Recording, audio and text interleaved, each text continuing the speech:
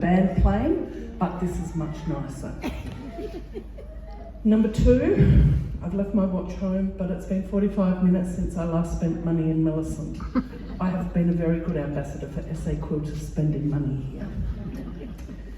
Why am I here? I know you're asking. I have to share a little experience with you that I had, along with Chris O'Brien and Kathleen Rossini. A few months ago, Kathleen emailed me and said, "Hey Cindy, we're going to a retirement village." Now, I do not want to upset anybody, okay? So please remember that I said retirement village, okay? Would you like to come to a retirement village with us and show some of your quilts and dolls and bits? And I thought, okay, yeah, that sounds all right. No worries, send me the address. What day are we going? And please, I was more excited than that, okay? I was much more excited than that.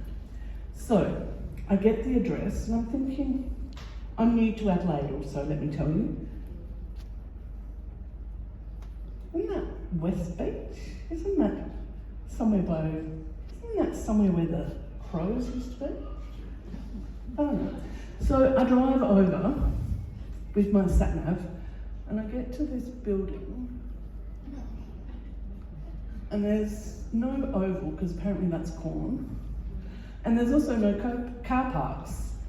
What I have to tell you is I'm not an experienced taker of quilts out. So I had mine in an IKEA bag and another bag. I'm very pleased to say I have all fingers left, but they were almost amputated on the way trying to carry them to the retirement home. This is my favourite bit of the story. I was met by a clown, some clown, and let me tell you literally, I was met by some clown. This man came out with a big clown wig, an entire clown costume, big bow tie that beat, and he said, "You must be Cindy." And I was like, yep, I am. I'm here to speak to people at the retirement village. And he said, "Oh, let me show you the way." Now, let's just step over here.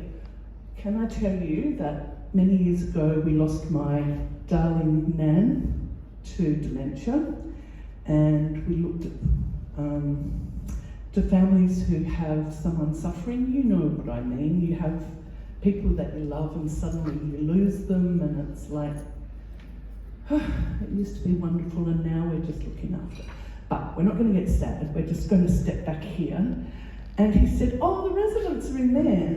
And I thought, residents? I was expecting people to be playing golf and tennis and showing me their photographs and what have you. And I walked in to a room full of people sitting in their wheelchairs around a table. And I'm really pleased that none of you are asleep, because one lady was actually asleep. And the older man said to the lady next to him, "Who's she?" And she said, "I don't know." And someone said, "Oh, she's coming here to show you something." And I said, "Hi, I'm Cindy." And they really didn't care that I was Cindy. And I thought, this is not going well. And I remember the conversations of being in the nursing home with my nan. And I thought, okay, let's get this going. I said, "Oh, I'm from Broken Hill." And one old man said, "Oh, where you live? Are you live?" I said, "Yeah."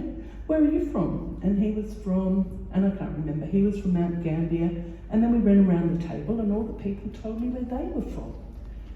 Except for the lady that was sitting next to me. There was a pause and everybody sort of looked at her and she said, "I don't know where I'm from." And the lady across the table said, "You're from Darwin." And she said, "Am I?" And she was so excited that she was from Darwin. And she said, "What do I do there?" And they said, "Well, you were a nurse." And she said, "Was I?" She's like, "Yeah." So she was so excited that she was from Darwin and she was a nurse. But the funny thing about it was when my nan was in the home, we would go and visit her, and she would say, "Oh, I'm not allowed to wear that dress today." And we would say, "Why?" "Oh, they said." "Who's they?" "Oh, they said I couldn't do it." Or, "She said I can't eat oranges today." So there was all these funny rules, and there was she and they. And my mum was an only child, and it really, really bothered her. She had no idea who she and they were. So because I like mucking around with lots of things, I made she and they.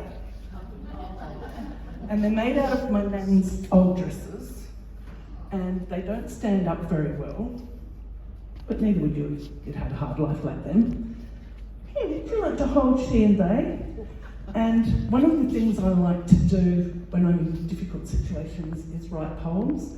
So I know this is not probably what you're expecting, but I'm going to tell you about she and they. Okay? I know a couple of old girls I'd love you to meet. Their years of life's learning has made them complete. Thalia Broadstreet and Sheila McGinty are always together, just waiting to tell you in any old weather. Their knowledge and wisdom can be heard far and near. You can always learn something from them, do not fear. They meet every day for coffee and sweets. They know everything about everyone they meet. They know all the things that no one else knows, and in every instant know the cons and the pros. Advice they can give to one and to all, and as long as you take it from their grace, you won't fall. They know about families and houses and pets. They gather information from all that they've met. They're nice old girls, really, at work or a play, and once you've met them, you'll know they prefer to be called she and they. So these were the girls that I gave to my mum, and they sat in the lounge room. So whenever Nan said, "Oh, she told me," it was like, "Yeah, she said that, Mum. She said that," or they said it. And it was just our way of coping with my nan in a nursing home. But yeah, coming face to face with it when I thought I was going to be talking about golf and tennis, and I don't play sport, was a bit overwhelming. So I just thought I'd bring them, and I'd congratulate you on no one being asleep. That's amazing, isn't it? Wake up there, buddy, wake up. Now, the other sad thing is I'm a scrap quilter, and I heard someone say, "I don't keep scraps." I don't keep scraps either. I keep amazing pieces of treasure. So, this is an ordinary, boring scrap quilt. This is what you do with your 2.5-inch strips. You know, all the bits of binding you have left over that you don't know what to do with? You'll never unconvince me because I just love scraps. They're happy, aren't they? It's a little bit sad because I also save selvages.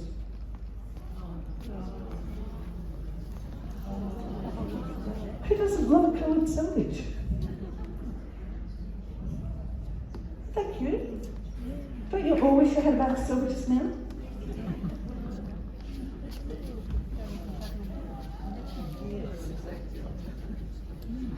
Now this is where you get to vote.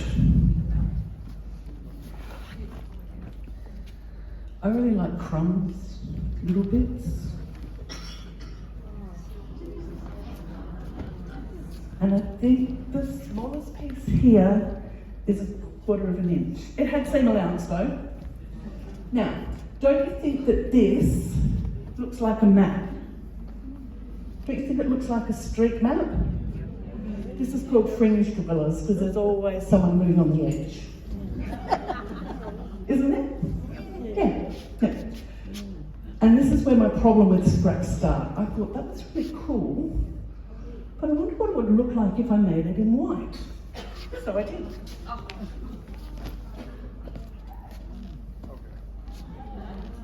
Now, don't you think that looks like Barbie's Toy Town?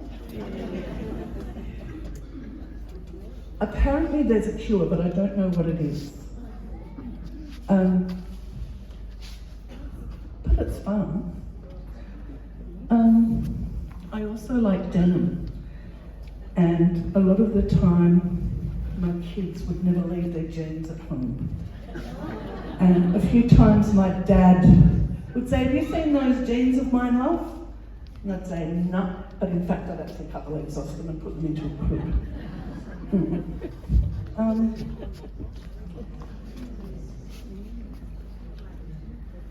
Oh, these are some dolls. I was going to tell you about them, but I thought it would be a bit boring.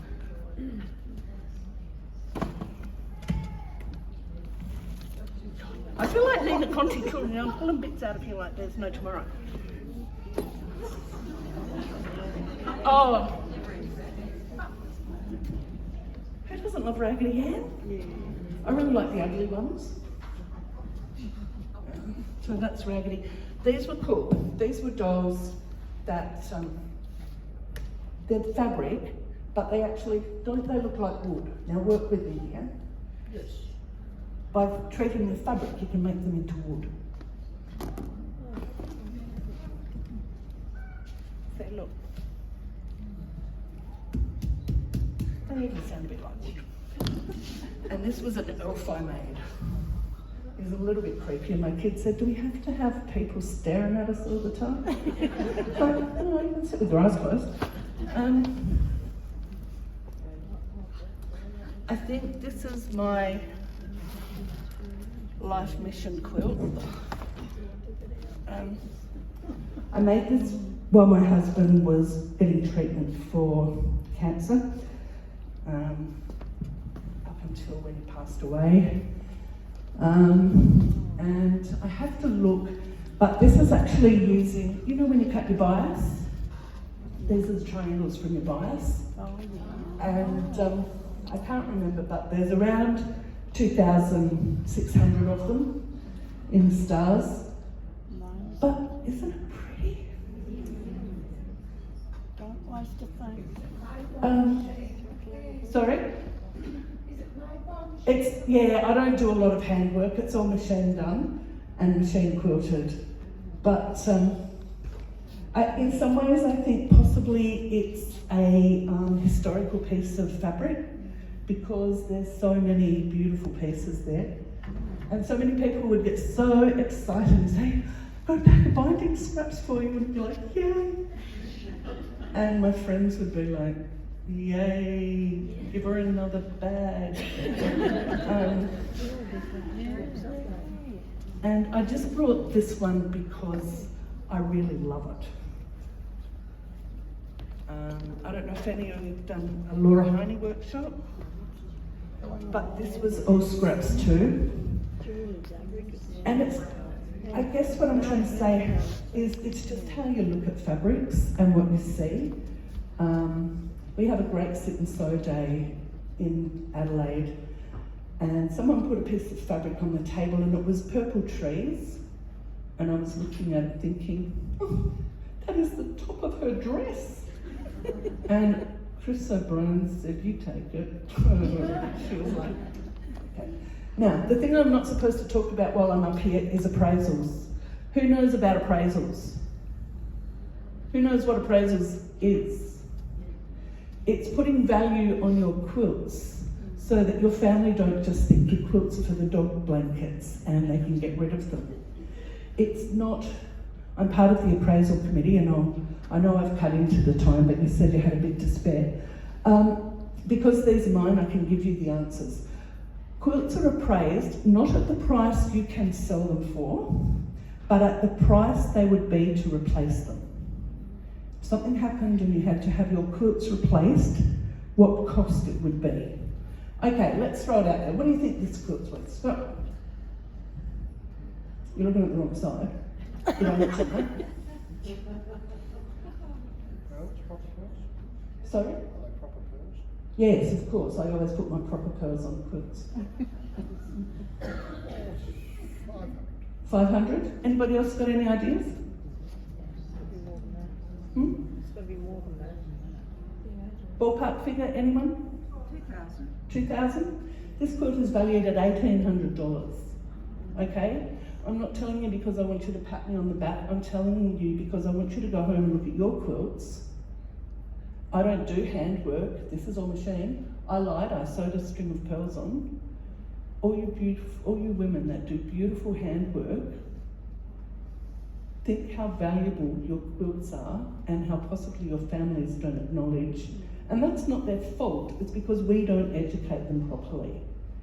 We're just doing craft or quilting. Okay, so all I'd like you to do is be proud of what you do and put a bit more respect into them. What do you think this is worth? This is my last one, and then I promise I'll get off the stage. You're up. I warned you yet. Oh, cool. Well, we're going to do dancing after this, interpretive dance, okay? What do you think this one might be worth? 5,000. It's all machine piece. There's not one bit of hand sewing in it, apart from the bind. $5,870. Okay? And again, I'm not telling you because I want you to know what my quilts are worth. I want you to think about what you've got at home and the value of the quilts that are in your cupboards, on your beds, that dogs are sleeping on, that kids are sleeping under, and just recognise the wealth that you've got in your house. Okay? What value do you put on your time? Sorry? Look, there's formulas that appraisal team use, but if something's hand done, it's obviously got more hours of work in it than something that's machine done. And for me, I'm doing a hand applique workshop, and so far it's taken me 4 days to make bias. So I'm not the average quilter. I have some skills, but not in bias making, obviously. I guess just honour the quilts that you're making, and give them the respect that they deserve. Or let your families know. Get at least one of your quilts appraised so that your family does have some idea of how much value are in your quilts. Because I can pretty well guarantee you're all like me. We're all trying to get rid of that stash, but we all add to it every time we pass a patchwork shop. So your fabrics are always growing. Yeah. Okay. Where would you go to get it appraised? Well, an excellent question. You get in contact with SA Quilters, of course, because we have an appraisal team. If you're a guild member, and by a guild member, I mean someone who has a guild number, it will cost you $30. If you're an affiliate member, I'm going to say I think it would cost you $40, but I'm not positive on that.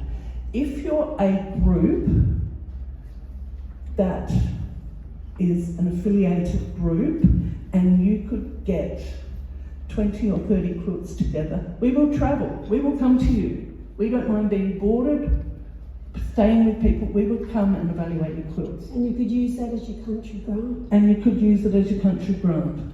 But it's worth getting some of your quilts appraised, just so that you've got some idea, and your family have got some idea of the value of them. I've got really off topic here, I know, but it's just such an important thing. And as I said, at the country groups, the appraisal team is more than happy to travel and appraise your quilts. If you've got raffle quilts you want appraised, we can do those for you. Yeah? We've really got a lot we can offer if we can tell you about it and share it with you. Anyway, I'm going to take my scrap quilts, she and they, and the curls, put them back in the bag neatly. Yep. And thank you very much for having us. It's just been amazing.